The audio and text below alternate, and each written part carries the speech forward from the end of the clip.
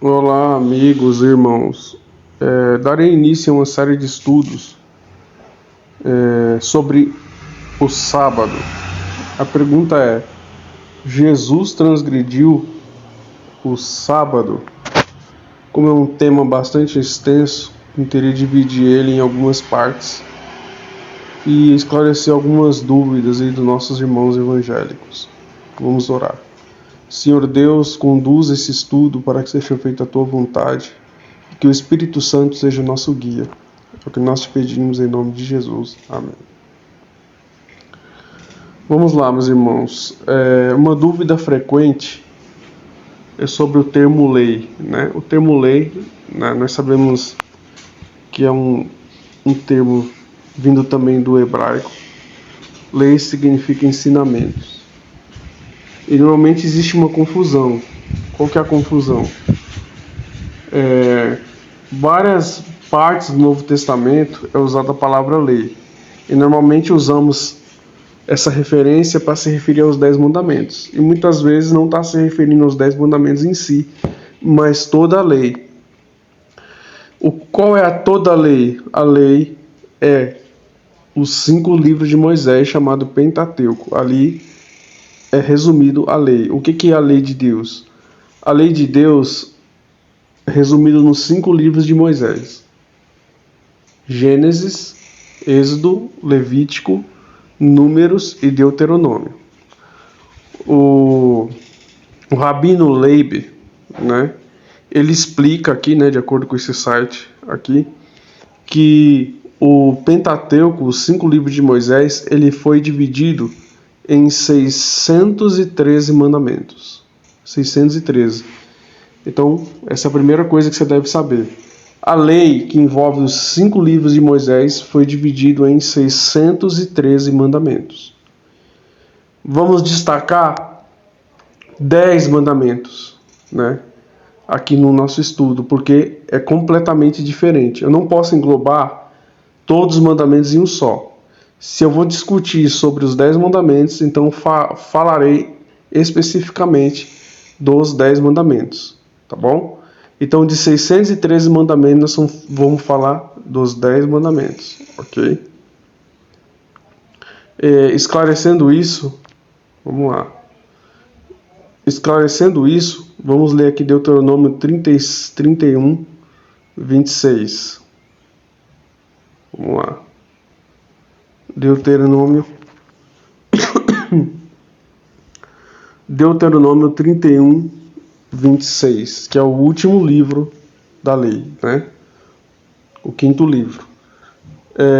Olha o que está escrito aqui em Deuteronômio 31, 26. Né? Diz assim, ó, Nova Versão Internacional: coloquem este livro da lei ao lado da arca da aliança do Senhor e o seu Deus, onde ficará como testemunha contra vocês.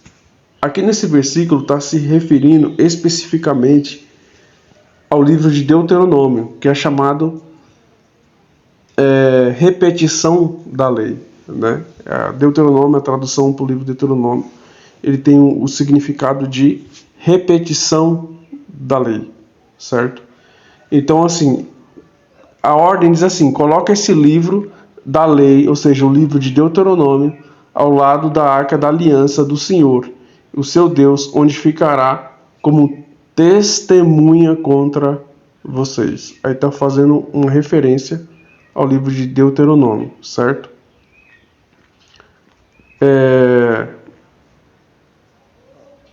Aqui, olha que coisa interessante. A ordem de Deus para pegar o livro da lei, o livro de Deuteronômio, é colocá-lo ao lado da arca da aliança, tá vendo? Coloca esse livro ao lado. Então, o livro, o manuscrito ali, escrito por Moisés, ele deveria ficar ao lado da arca da aliança, né? Então, grave essa informação aí, fica ao lado da arca da aliança. Voltando aqui, quando nós lemos Êxodo 25, quando Deus dá orientações, né, sobre a questão do santuário, né, Ali, se vocês podem ler o capítulo incompleto em casa, né? Mas fala ali no verso 8, fala que Moisés deveria construir um santuário segundo o modelo que tem lá no céu. Mas o verso 16 é importante nós darmos uma olhada nele. Por quê? Presta bastante atenção nessa informação aqui. A partir do verso 16, Deus ele manda Moisés fazer uma arca, né? Uma arca. E essa arca, ela já existia no céu. A arca que Moisés deveria construir é apenas um modelo que tinha no céu. O verso 16 diz assim: depois, a arca, né, depois de pronta, depois porás na arca o testemunho que eu te darei. Presta bastante atenção aqui, ó. O testemunho, aí, ó, esse testemunho é uma referência à tábua dos 10 mandamentos. Ou seja, o texto que nós lemos anteriormente, lá de Deuteronômio, diz que o livro da lei tinha que ficar do lado da arca.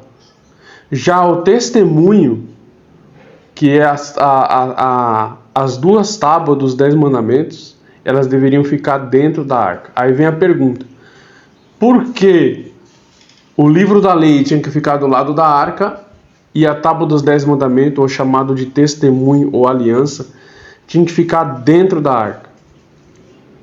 Então, o que a gente deve raciocinar é o seguinte: se a arca ela é apenas uma réplica, essa arca que Moisés ia fazer é apenas uma réplica que já tinha no céu, isso quer dizer que a arca lá do céu também, a lei de Deus, ficava dentro da arca, certo? Agora que coisa interessante. O verso 17 diz assim: também farás um propiciatório de ouro puro, e o seu comprimento será de 2,5 côvados e a sua largura de 1,5 côvado. O que é propiciatório? Propiciatório seria a tampa da arca, né? O verso 18: e farás 2 querubins de ouro batido, e farás nas duas extremidades propiciatório, e farás um querubim da extremidade da parte, e outro querubim na extremidade de outra parte, de uma só peça do propiciatório. Farás os querubins nas duas extremidades. Os querubins estenderão as suas asas por cima, cobrindo com elas o propiciatório, a tampa da arca, e as faces deles, uma de frente para a outra, e as faces dos querubins estarão voltadas para o propiciatório. E porás o propiciatório, que é a tampa, né, em cima da arca, depois que houver exposto na arca o testemunho que eu te darei. Então, assim, a ordem de Deus é o seguinte: depois de feita a arca, o caixote, seria colocado os 10 mandamentos lá, a tábua dos 10 mandamentos lá. E depois a tampa ia ser colocada por cima, ia ser fechado com a tampa, e essa tampa seria fechada a arca. Em cima dessa tampa teria os querubins. O que é os querubins? Os querubins ali eram anjos chamados de anjos cobridor.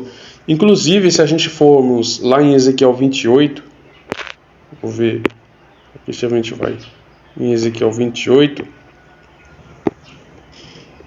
aqui fala da função de Lúcifer, né? Que ele faz parte da classe dos anjos dos querubins, que sabemos que a Bíblia apresenta classe de anjos. Entre elas existe o anjo comum, o querubim e o serafim. De acordo com o livro de Isaías, serafim seria um anjo de 6 asas, né? E o livro de Ezequiel, né, fala também dos querubins. Agora vamos lá. Aqui, o verso 13, né, é uma referência, embora seja uma lamentação contra um rei pagão, né? Isso quer dizer o quê? O que é lamentação? Lamentação é um texto comparativo, né? Na lamentação ali é feito uma referência ao rei, porém esse rei estava se comportando como Lúcifer, né? Então o profeta quis dizer aqui nessa lamentação que o rei de Tiro, ele estava se comportando como Lúcifer. Aí faz uma descrição aqui de Satanás, né? O verso 14 diz assim: tu eras o querubim ungido, era a classe, né, de Lúcifer. Para cobrir te estabeleci. Olha que coisa interessante. Os querubins, em Lúcifer principalmente aqui, ele foi designado por Deus antes do seu pecado para cobrir. Mas cobrir o quê? E isso é fácil de entender. Por quê? Porque ao mesmo tempo que aqui está dizendo que ele foi um anjo ungido, ou seja, entre milhões, milhões e milhões e milhares de anjos, ele foi ungido, ele foi escolhido entre esses milhões e milhares de anjos para uma função: cobrir, te estabelecer. No Monte Santo de Deus estava. Então, duas coisas podemos entender aqui, algumas coisas. Ele era da classe dos querubins, ele foi ungido, ou seja, foi escolhido, e a função era para cobrir, que ele foi estabelecido, e ele estava no Monte Santo de Deus. Então vamos entender. O Monte Santo de Deus é uma referência ao trono de Deus, ao poder de Deus. A Arca da Aliança na terra, os dois querubins em cima, cobrindo a arca, na tampa do propiciatório, cobrindo a arca, seria uma referência dessa função de Lúcifer aqui. Então isso quer dizer o seguinte, que Lúcifer, ele era, como é que eu posso dizer, é ele que cobria ali, ele cobria a lei de Deus, né? Ele cobria a arca de Deus, ele cobria o trono de Deus, que são sinônimos, né?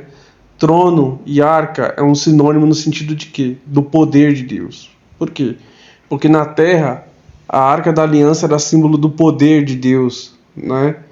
Tanto é que a maioria dos milagres ali no Antigo Testamento, da presença visível de Deus, foi feito por meio da arca.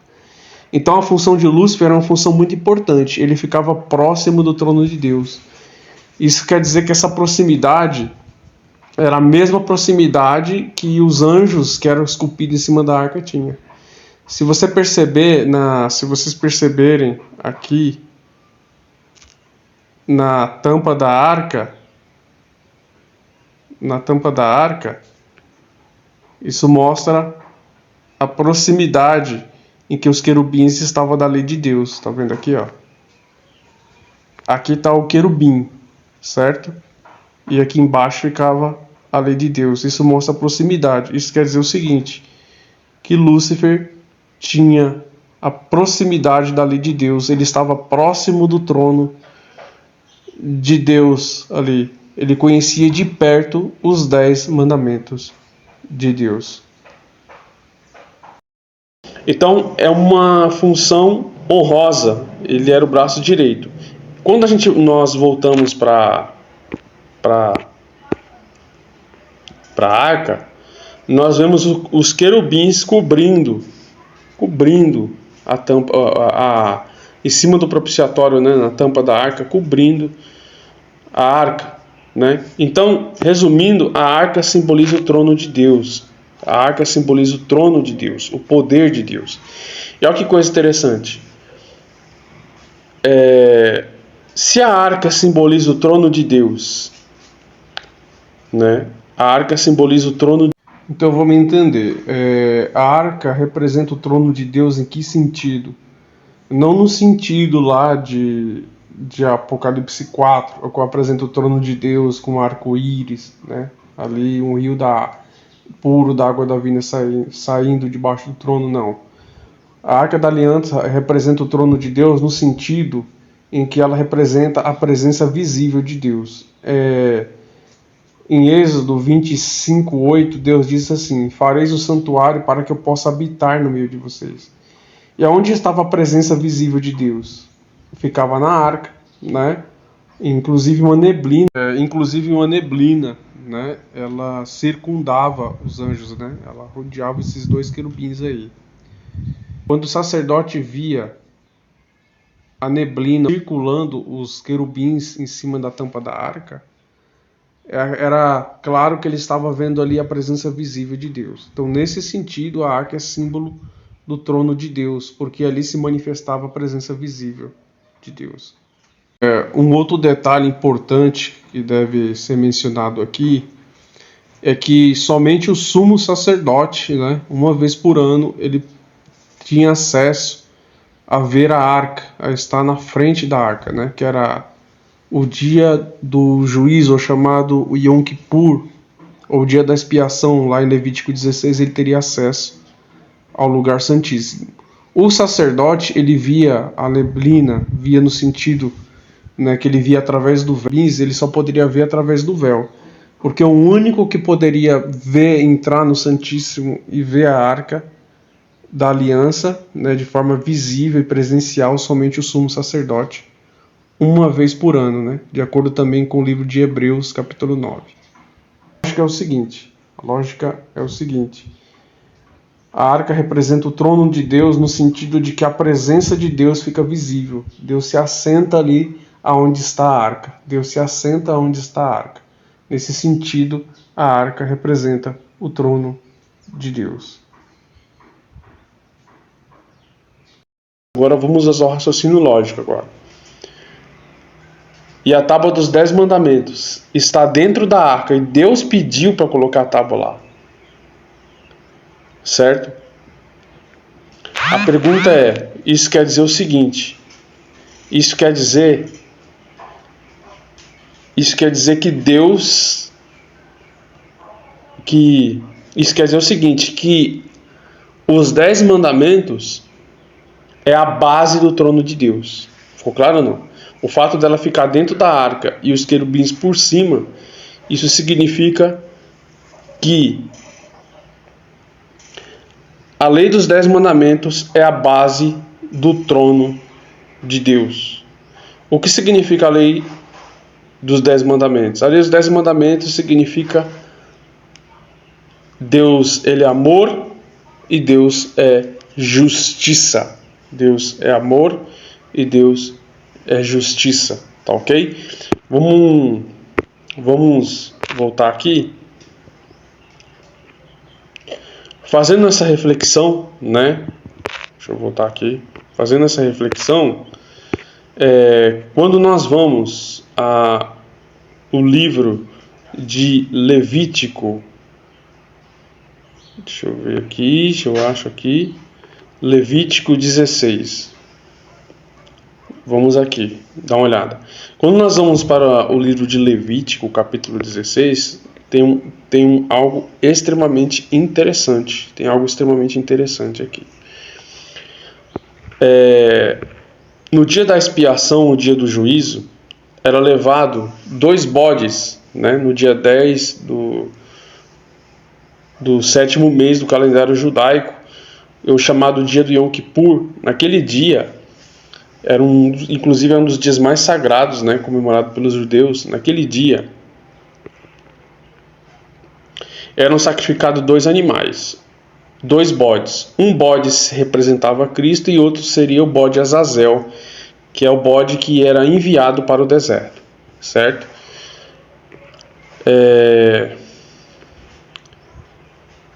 O verso 15, presta bastante atenção aqui, o verso 15, quando era degolado aquele bode que representava Cristo, né, presta bastante atenção aqui, ó. Depois degolorá o bode da expiação, que será pelo povo, e trará o seu sangue para dentro do véu. Ou seja, o bode que representava Cristo, ele era sacrificado, e o sangue dele era levado para o lugar santíssimo, onde ficava a Arca da Aliança, para dentro do véu. E fará com o seu sangue, como fez com o sangue do novilho, e espargirá sobre o propiciatório perante a face do propiciatório. Então, que coisa interessante. O bode que era representado Cristo, ele era morto, o sangue dele era levado para dentro do lugar santíssimo, e lá o sacerdote pegava o sangue e espargia o sangue sobre a tampa, onde tinham os 2 querubins, né? Sobre a tampa. Por que era feito isso?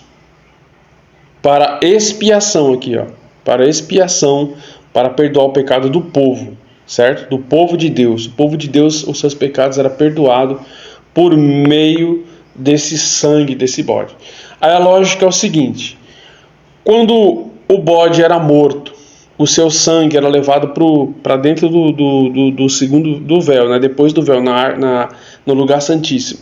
E ele é espargido sobre a tampa da Arca da Aliança, que era chamado propiciatório. Aí vem a pergunta lógica. A pergunta é: quando A pergunta é: quando o sangue era derramado aqui, ó, sobre a tampa, e o sangue escorria, era símbolo do quê? Que as exigências da lei foi satisfeita. Por que as exigências da lei foi satisfeita? Porque de acordo com Romanos, né, Romanos 6:23, o salário do pecado é a morte. Então a lei exige a morte do pecador. Para que o pecador não morresse, Cristo pagou o preço, certo? Ele morreu. Agora a pergunta que não quer calar. Depois que o sangue era derramado, as exigências da lei dos 10 mandamentos, que é a transgressão e a morte, foram feitas. A pergunta é: a lei ficava invalidada, ou seja, a partir desse momento ninguém precisava mais obedecer os 10 mandamentos? Vou perguntar de novo. Quando o sangue do bode que representava Cristo era derramado sobre a tampa do propiciatório, isso acontecia no dia 10 do 7º mês do calendário judaico, de acordo com o livro de Levítico. A pergunta é: depois desse evento começava o ano novo para os judeus, um ano novo, né? Ou seja, esse era o último evento do ano, depois começava um ano novo, certo? A pergunta é: nesse ano novo, depois desse ritual que acontecia aqui, o povo ficava livre de obedecer os 10 mandamentos? A resposta é não.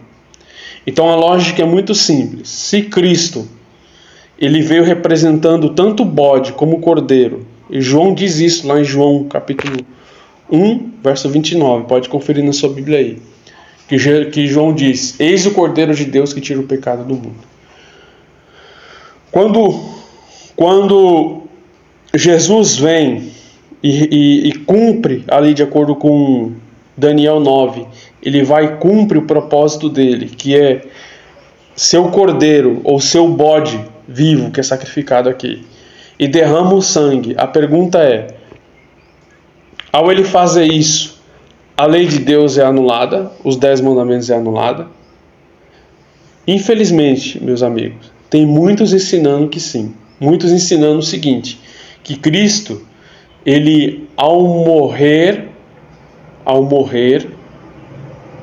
na cruz e o sangue dele ser derramado, naquele momento a lei dos 10 mandamentos não é mais vigente, ela não existe mais. E isso é uma mentira. Por quê? Porque quem fala isso não entende a tradição judaica, não entende a própria essência do que está escrito no Antigo Testamento. Porque a lógica é o seguinte: o santuário terrestre ele era símbolo do santuário celeste. O santuário terrestre era símbolo do santuário celeste. A arca na terra era a representação da arca no céu, que era símbolo tanto do trono quanto do poder de Deus, símbolo do poder de Deus. Aí a pergunta é: se o bode lá, ao sangue dele, que representava Cristo, ser derramado sobre o propiciatório, não anulava os 10 mandamentos que estavam dentro da arca, como agora Jesus, vendo cumprir isso, ele morre e a lei dos 10 mandamentos fica anulada? Então não existe lógica. Se ele veio cumprir tudo, realmente ele tem que seguir essa lógica, seguir a lógica do santuário celeste. Se ele veio cumprir o símbolo, né?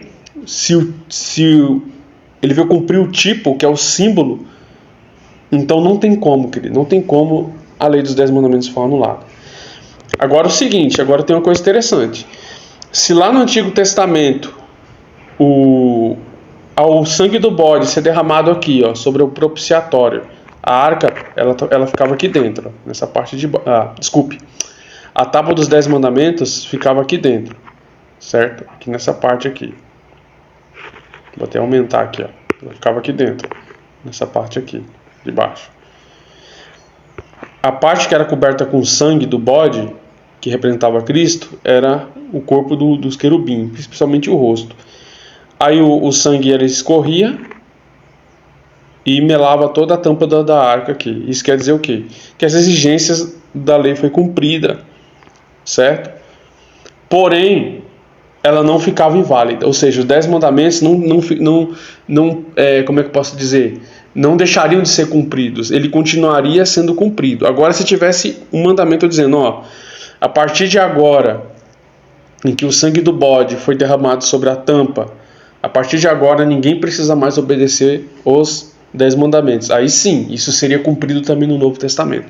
Como isso não aconteceu, a lei de Deus, ela continua o quê? Vigente. Mesmo Cristo morrendo, mesmo o sangue dele sendo derramado na tampa do propiciatório, mesmo ele escorrendo pela arca, mesmo a tampa sendo suja pelo sangue de Cristo, a lei dos 10 mandamentos que estava dentro da arca não era anulada de forma nenhuma. Vemos isso também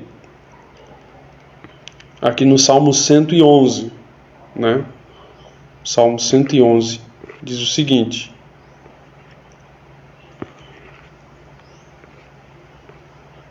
aqui,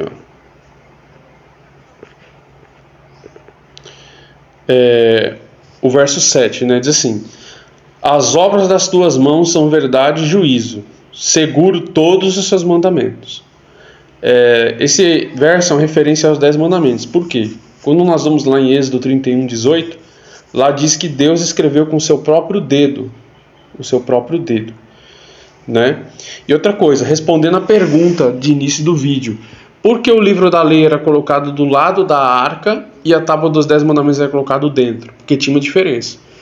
A diferença é que quem escreveu o livro da lei foi Moisés. E a diferença é que quem escreveu a tábua dos 10 mandamentos foi Deus, certo? Por isso que ela tinha como é que eu posso dizer? Não que o livro da lei não era importante, mas ela tinha uma vigência mais grave pelo fato do próprio Deus ter escrito, ok? Há uma diferença de Deus mandar alguém escrever alguma coisa e ele mesmo escrever com suas próprias mãos. Foi a única parte da Bíblia que Deus escreve com suas próprias mãos é os 10 mandamentos, né? E o Salmo 111, versículo 7 diz assim: as obras das suas mãos são verdade e juízo, seguro todos os seus mandamentos. Verso 8: permanecem firmes para todo sempre, são feitos em verdade e retidão. Então esse versículo aqui está dizendo que os 10 mandamentos, eles permanecem firmes para todo o sempre. Entendeu? Resumindo, por quê? Porque mesmo que o sangue do bode, que representa Cristo, suje a arca, ou seja, derrame sobre a arca, a lei que estava dentro da arca não era invalidada de forma nenhuma. Por isso que a Bíblia fala que é para sempre. É para sempre. Tá ok, queridos? E um outro detalhe extremamente importante, né?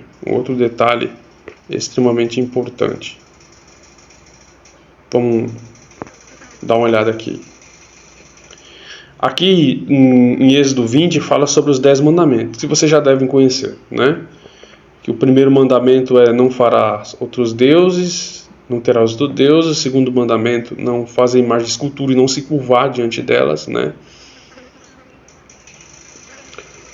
O terceiro mandamento, no verso 7, não tomar o nome de Deus em vão. E o verso 8 fala do sábado. O maior problema é a questão do sábado, né, que muitos evangélicos, religiosos não aceitam, né? Um dos argumentos também, em referência a esse estudo aqui que está sendo feito, é o seguinte, que o sábado ele não existia lá no Gênesis, porque lá em Gênesis capítulo 2, Deus separa o sábado como um dia santo, né? E muitas pessoas falam assim: não, o sábado não existia ali em Gênesis, aquele texto ali não fala para guardar o sábado. Quando a gente vê o verso 8, diz assim: lembra-te do dia de sábado para o santificar. Por que aparece o verbo lembra-te? Quando nós vamos no dicionário, você pode ir consultar o dicionário, até mesmo online, o verbo lembrar significa o seguinte: quando vem à memória algo que já passou. Esse é o significado. O verbo lembrar, no seu significado, é quando vem à memória, ou seja, a memória de algo que já passou. Ou seja, uma uma coisa que aconteceu. Resumindo, você só lembra de algo que já aconteceu. Não tem como você lembrar de uma coisa que você não vivenciou, que você não passou. Aqui no verso 8 diz: lembra-te do dia de sábado para o santificar. Isso quer dizer o seguinte,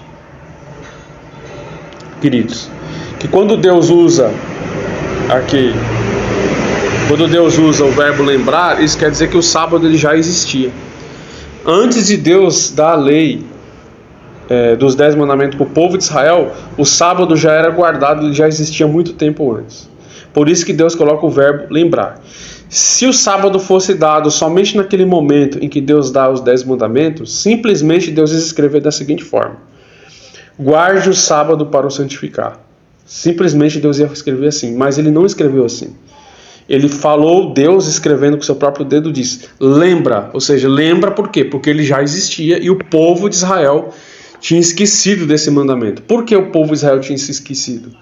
Devido aos 400 anos de escravidão lá no Egito, eles esqueceram desse mandamento. Mas Deus lembrou a eles, lembra. E olha que coisa interessante, quando nós vamos aqui em Êxodo 16, o episódio lá do maná, né? Êxodo capítulo 16, o episódio do maná, aqui ó, não, esse aqui é Levítico, deixa eu voltar aqui, Êxodo 16.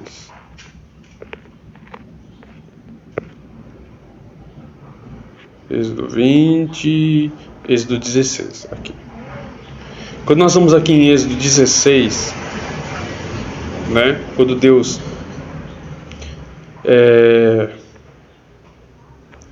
manda o maná, diz assim, se ele quiser ler o capítulo todinho em casa, fica à vontade. Aqui, ó. O verso 16, né, diz assim, sobre o maná, né? Esta é a palavra que o Senhor Deus tem mandado. Colhei dele cada um conforme o que puder comer. 1 homer por cabeça, segundo o número das vossas almas. Cada um tomará para os que acharem em sua tenda.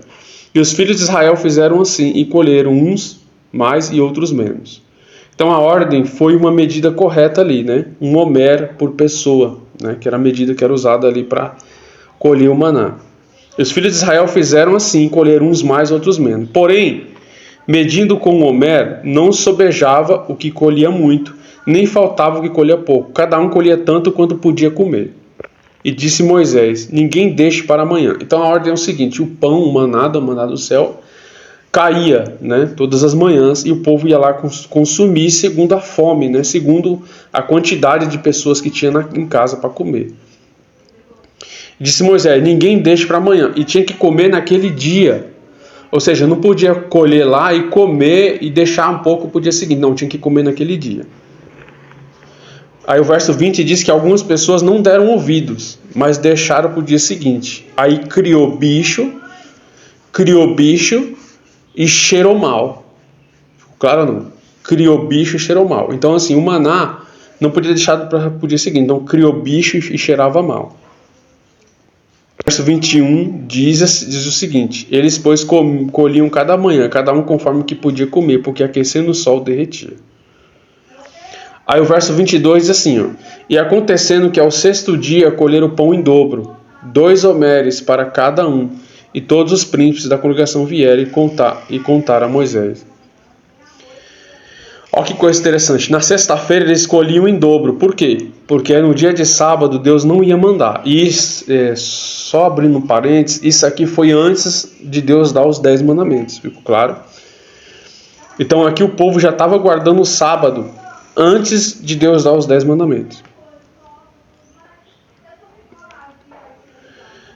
E olha que coisa interessante, o verso 24 diz que quando eles guardavam o maná para o dia seguinte, não acontecia como nos outros dias, né? O maná não ficava cheirando mal e não criava bicho. Ou seja, no sábado, quando o povo colhia na sexta, e Deus não mandava o maná no sábado, o maná era guardado para o dia seguinte e não cheirava mal. Então, isso aqui é uma reprovação de Deus a muitas pessoas que acham que vai guardar o sábado e vai passar fome.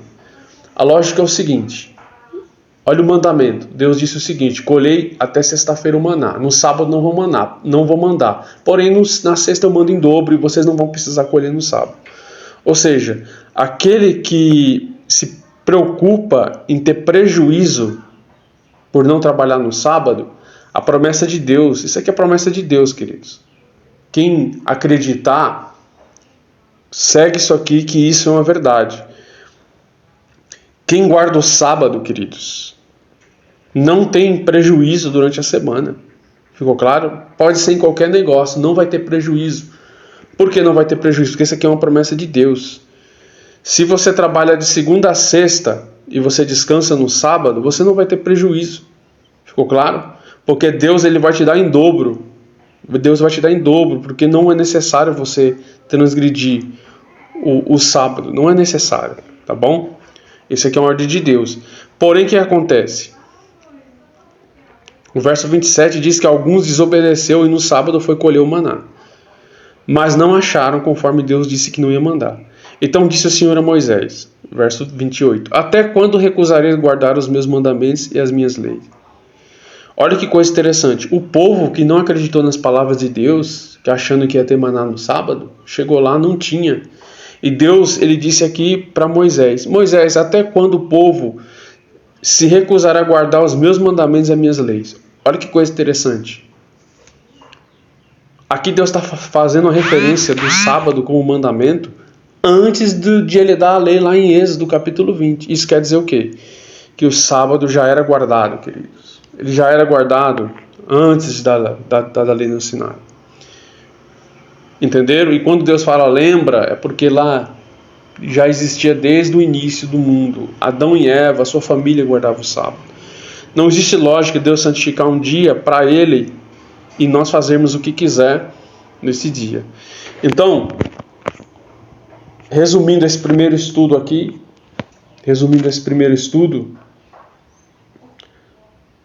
a lei de Deus que ficava dentro da Arca da Aliança, ela é a base do trono de Deus. É a base do trono de Deus. A lei de Deus é a base do trono de Deus. E quando o bode, o sangue dele era derramado, representando o sangue de Cristo, não anulava a lei que ficava dentro do caixote. Isso quer dizer o seguinte, que a morte de Cristo na cruz não anulou a lei dos 10 mandamentos. E como o Salmo 111 diz, ela continua vigente para todo sempre. Que Deus abençoe você e esteja atento ao próximo estudo. Fica com Deus.